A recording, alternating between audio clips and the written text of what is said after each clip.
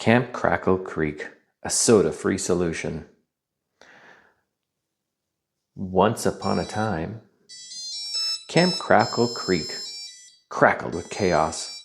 Campers crunched crackers, counselors chased chipmunks, and canoes clunked along the creek. But alas, Camp Crackle Creek was completely soda-starved. Among the mayhem was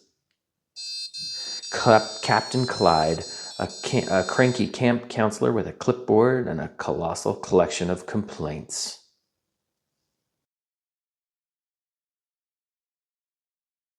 All right, now that you've heard the beginning of my story, it actually goes on more, and there's actually 8 different songs you could possibly use in that story. And let's take a look really quick at that program. Of course, we're in microblocks mode, so coding mode. And if you don't know how to do that, I have a video on my YouTube channel also, um, and you can see how to convert it to a coding machine. Let's connect first. So connect BLE, and of course my Databot's off, so I'm going to turn it on. And there it is. I'm going to click on it.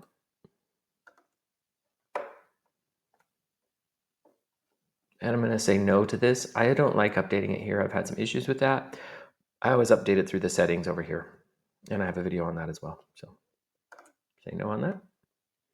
And it's going to connect when this thing's done. The little pie chart's filled out.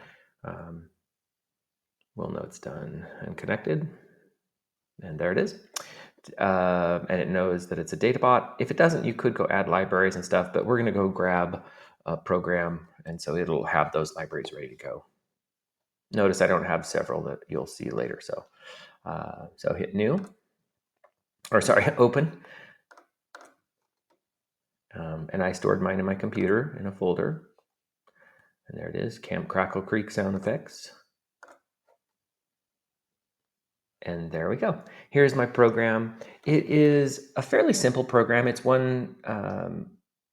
it's 2 if statements. So it's basically looking to see if it gets the Databot gets tilted left or right or up or down, or if it's looking to see, and it's also looking to see if I gesture right, left, up, or down. So I can have 8 different sound effects.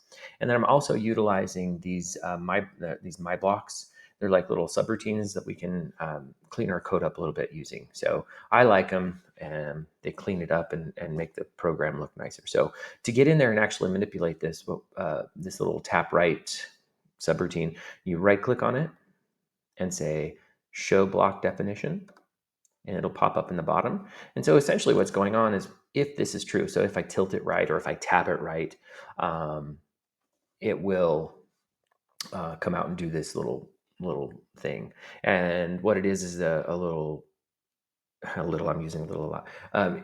It's using this ringtone emulator. And it's great if you've never seen this before. This is called RTTL, and it goes like this. This part right here tells you the name of the file. This is the octave that we're playing in, the duration of the quarter note, the beats per minute. It looks like they've got that repeated twice on this one. There's a little bug maybe. I don't think it causes any issue, but I just noticed that. Anyway, and then just a string of notes that it plays. It's kind of fun. So I'll show you, I have a library. And so if you want to manipulate or change any of these songs, it's just this easy. I go to my library. So I have a Word file with a ton of different songs you can choose from. So here's the Addams Family. Let's try that one. So you just cut and paste this. So highlight it, right click, copy, go back to our program. Click on it once, and then I like to Control C or Control V, to paste it, but you can just right click and say paste. And now I have the Addams Family song ready to go. If you want to hear it as a preview, you can disconnect this. So you can disconnect this and then just click it once, and we should be able to hear the song. Let's do it. I hope that's coming through the microphone. It's a fairly high-pitched sound. So kind of fun. So that's how you could change tap right. And then to hide this again, you just right click on it and say hide block definition. And then you can come over here to the left, show block definition. It'll pop up at the bottom. Bring it up here and say we don't want black bear. I don't know what that is, but we'll change it. Let's go with Back to the Future. highlight it, right click, copy, and right click, paste. And now if we want to hear that one again, we can go ahead, click on it once.